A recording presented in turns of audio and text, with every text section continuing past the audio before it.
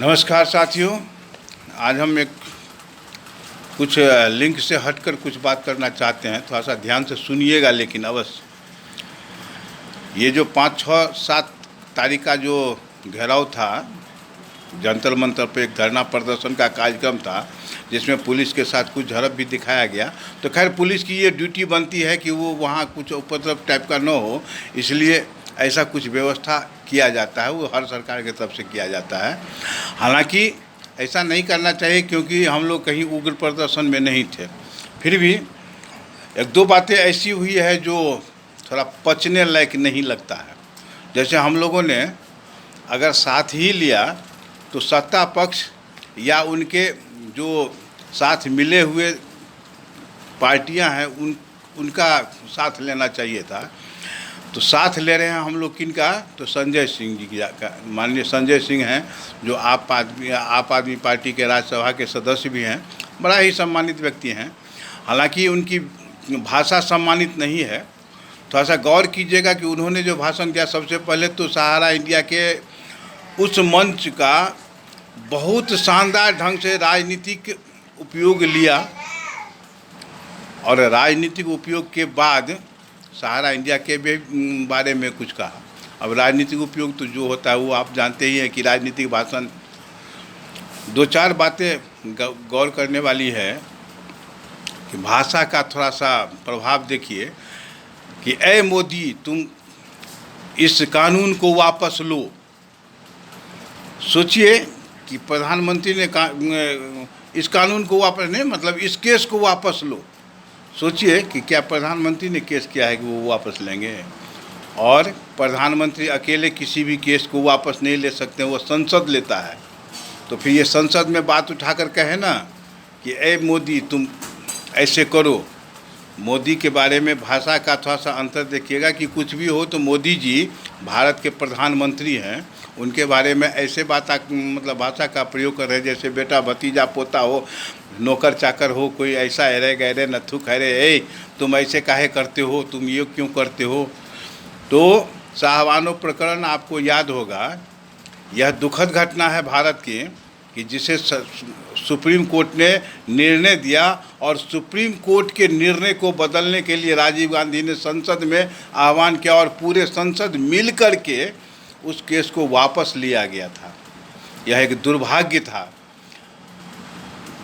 वो आपातकाल के बाद ये दूसरा दुर्भाग्य था भारत का कि संसद ने उस केस को वापस लेके फिर केस को पलट दिया। कारण जो हो, हमें राजनीति नहीं करनी है। ठीक इसी प्रकार आज माननीय संजय जी राज्यसभा के सदस्य हैं। सिर्फ यही बात वो कह सकते हैं राज्यसभा में कि ए मोदी तुम वापस क्यों नहीं लेते हो। एक तो भाषा को छोड़िए, यदि सम्मानित भाषा में ही राज्यसभा में कहें कि आप इस केस को जो है सो वापस लेके और जो है सो सहारा इंडिया का समझौता करवा दीजिए, भुगतान करवा दीजिए, क्योंकि वो जानते हैं कि ऐसी बात वो राज्यसभा या लोकसभा में नहीं कर सकते हैं। उनकी अपनी भाषा की मर्यादा है। जबकि बीजेपी का कोई भी नेता आज तक जब भी बात किए हैं तो माननीय अरविंद केजरीवाल जी, माननीय संजय जी, माननीय अखिलेश जी, माननीय ममता दीदी जी, भाषा मर्यादित उनकी होती है जो स्वयं मर्यादित होते हैं। खैर मुझे राजनीति नहीं करनी है। अब संजय जी के बाद से एक दो बातें और मैं खुलासा करना चाहता हूं कि उन्होंने अपनी राजनीतिक बहुत बढ़िया आधार जनाधार रखा और हम सहारियन यूं खुश हैं जैसे लगता है कि हमारे भगवान आ गए हैं। एक तो हम पहले भी वीडियो में बना के कह चुके हैं कि इसे राजनीतिकरण का रूप न दिया जाए। फिर भी लोग राजनीतिकरण अपना कर रहे हैं तो बढ़िया बात है। अगर इसी से हमारा और हमारे जमाकर्ताओं का लाभ हो सकता है तो फिर राजनीतिकरण करने में क्या दिक्कत है। बच्चे के दूध पर टैक्स लगाए हो, इसको वापस लो। गौर करिएगा बात को। दूध पर पहली बार टैक्स नहीं लगा है। क्या कांग्रेस के सरकार में फ्री दूध बढ़ता था? कांग्रेस के सरकार में दूध के मैन्युफैक्चरिंग पर टैक्स नहीं लगता था। उसने बढ़ाया तो ठीक है, कांग्रेस ने बढ़ाया ना, देश उनका है, वो बढ़ाए तो ठीक है। मोदी जी के समय में क्यों बढ़ा? कुछ भी हो, माननीय मोदी जी भारत के प्रधानमंत्री हैं। उनके साथ मर्यादित भाषा का प्रयोग तो करना ही चाहिए। हाँ, नहीं करें अपने संस्कार के अनुसार। अब रह गई बात की बेरोजगारी और महंगाई। याद करिए कि कांग्रेस के समय में प्रत्येक वर्ष बजट पास होता था और प्रत्येक वर्ष महंगाई बढ़ती थी। हमको उस पर भी नहीं जाना है। अब दूसरी बात यह है कि संजय सिंह ने हम सहारियनों को बड़ा शानदार ढंग से पीठ ठोक दिया और हम लोगों को राजनीतिक बना दिया। इतने दिन तो हम लोग कीचड़ में धंसे हुए थे, तो कीचड़ से शायद वर्तमान सरकार, सहयोग तो वर्तमान सरकार के ही किसी भी नेता से लेना चाहिए, किसी भी पदेन पदाधिकारी से लेना चाहिए। नहीं लेकर के माननीय राष्ट्रपति जी के पास गए, बहुत उचित तरीका था, यह उचित हुआ। माननीय राष्ट्रपति जी ने जो भी कहा वो बात की बात है। आज उस बात को लेकर कि बेरोजगारी, प्रत्येक क्षेत्र में बेरोजगारी बढ़ी है और यह आगे की जो योजना हो सरकार की वो मैं नहीं कर सकता। महंगाई बढ़ी है, इसके बारे में भी मुझे कुछ नहीं कहना है, लेकिन विरोधी राजनीतिक दल का सहयोग लेकर के हम लोग कीचड़ से निकलकर अब दलदल में धंसते जा रहे हैं।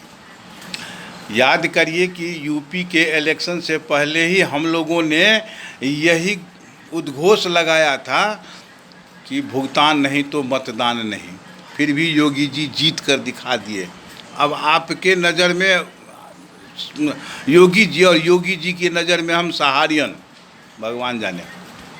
अभी हम मोदी जी को कह रहे हैं कि भुगतान नहीं तो मतदान नहीं, तो जितना ही मतदान होगा उसमें तो अपना मोदी जी अपना तो रास्ता निकाल ही लेंगे। सहारियन के भरोसे मतदान करेंगे कि नहीं करेंगे इसका हम गारंटी नहीं लेते हैं कि सहारियन हमको मतदान देगा तो हम करेंगे, तो हम जीतेंगे।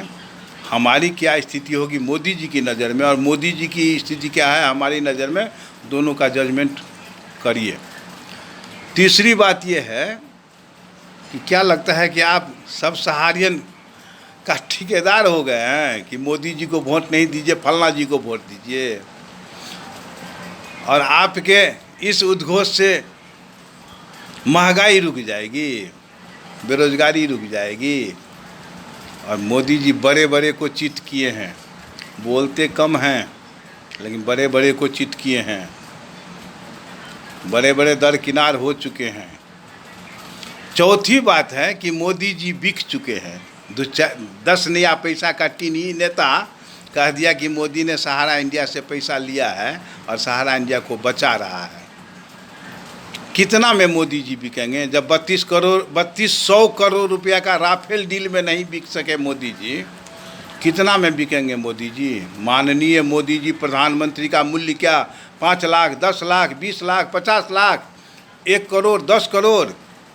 यहाँ तो मामूली नेता सब जैसे 70, 80 करोड़ रुपया घर से निकल रहा है, अरबों की संपत्ति निकल रही है। माननीय मोदी जी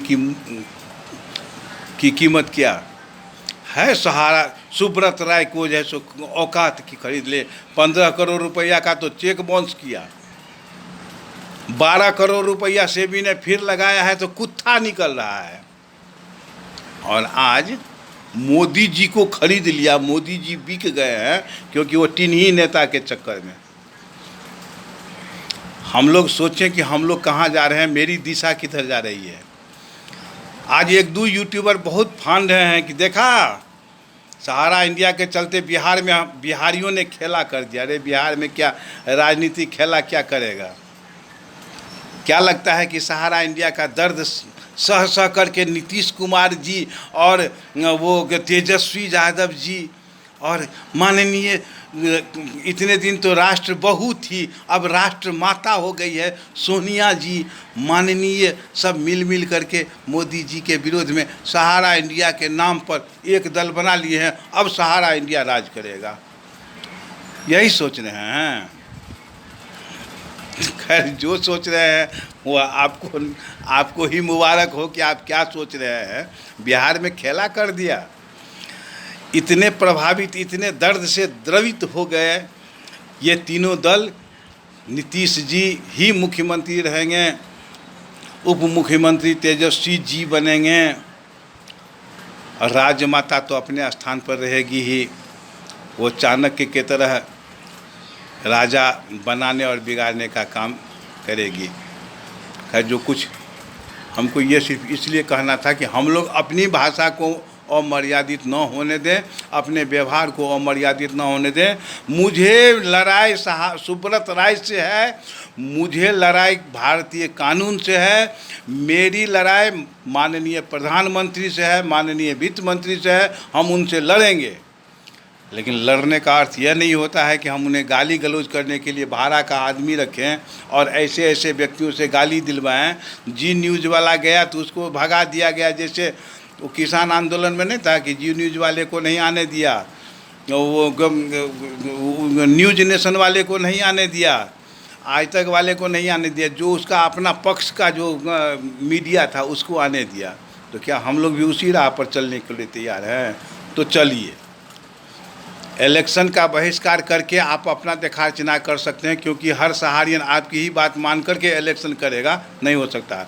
हाँ, आपके छत्र छाया में हम लोग लड़ सकते हैं, लड़ाई कर सकते हैं, क्योंकि सहारा इंडिया की लड़ाई आम पब्लिक की लड़ाई है, सर्वसाधारण पब्लिक की लड़ाई है।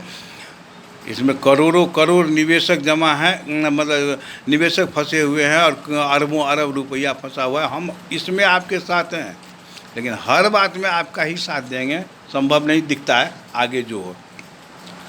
अब एक दो बात तो हमको और कहनी है कि इधर 5 और 6 तारीख को जो मीटिंग थी कमांड में, उसमें देश के बड़े बड़े प्लानरों, बड़े बड़े सलाहकारों, बड़े बड़े नीतिकारों को बुलाया गया था।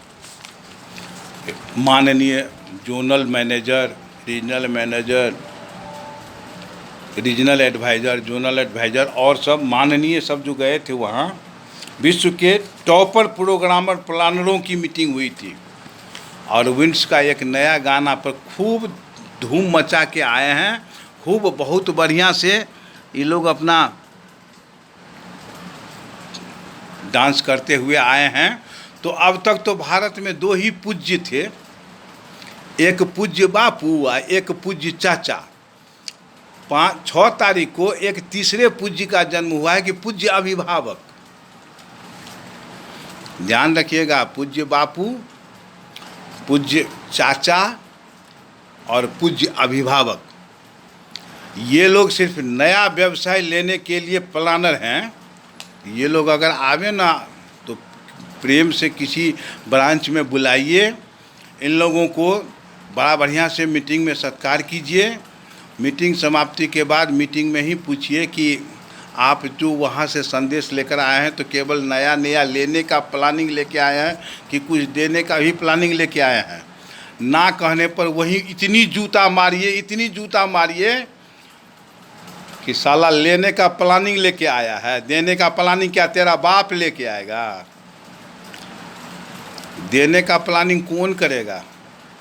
सिर्फ लेने का प्लानिंग। और कहता है कि 9 तारीख को हमारा NI खुल जाएगा। ये मेरा दावा है कि ये खुलवाएगा ही नहीं, क्योंकि खुलवाने से इसको कोई लाभ नहीं है।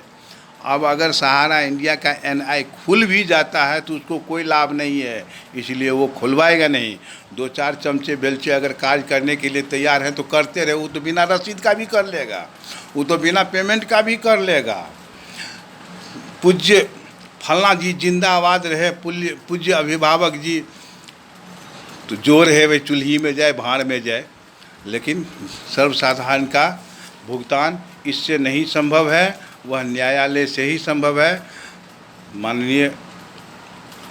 माननीय राजनेता या प्रधानमंत्री या वित्त मंत्री जी से ही संभव है। बहुत बहुत धन्यवाद। जय हिंद, जय भारत, वंदे मातरम।